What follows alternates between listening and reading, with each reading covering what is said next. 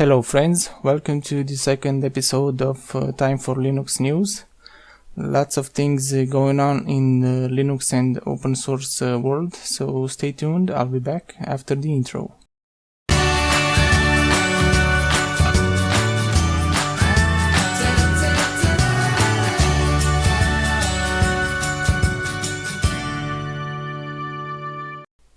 Okay, so let's see the news for this episode. The most important one being the release of Gnome 3.18 desktop environment that brings lots of features and improvements. I'll put a link for this video. Next, for Manjaro, we had the two stable updates, the third release candidate and the fourth release candidate. I will also put a link for these articles. Next, Mesa 10.6 branch got a new update that is focused mainly on Nouveau drivers. Mesa 11 lands in Ubuntu 15.10, but it's not all good news for the moment, meaning that Mesa is built against LLVM 3.6, so you won't get the OpenGL for that one support for the Radeon SI driver. To get this, the Mesa has to be built against LLVM 3.7, so we'll see how this works out finally for Ubuntu 15.10. We had also the release of the second candidate for Linux kernel 4.3. Firefox 41 has been released with many small improvements. Next, we will talk about the second release of the Ubuntu 15.10 beta family.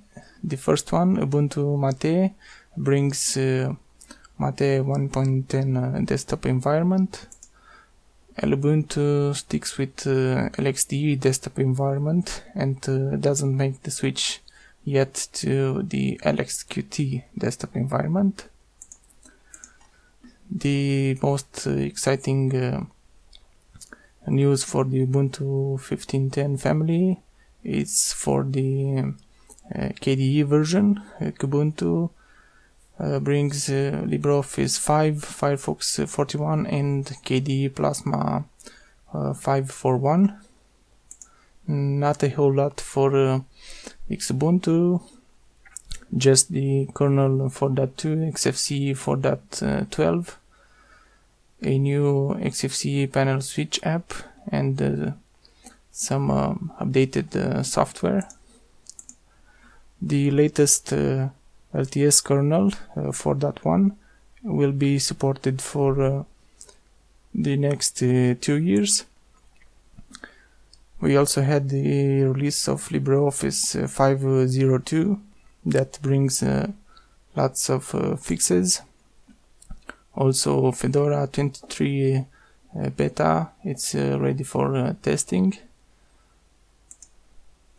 The latest stable kernel, it's for that 2.1 and brings improvements for ARM, Intel and XFS.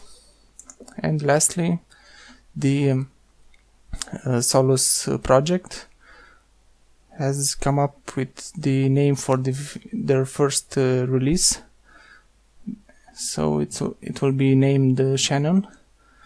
Solus, it's a new Linux distribution that will be released on 1st of October. I'm very excited about this release.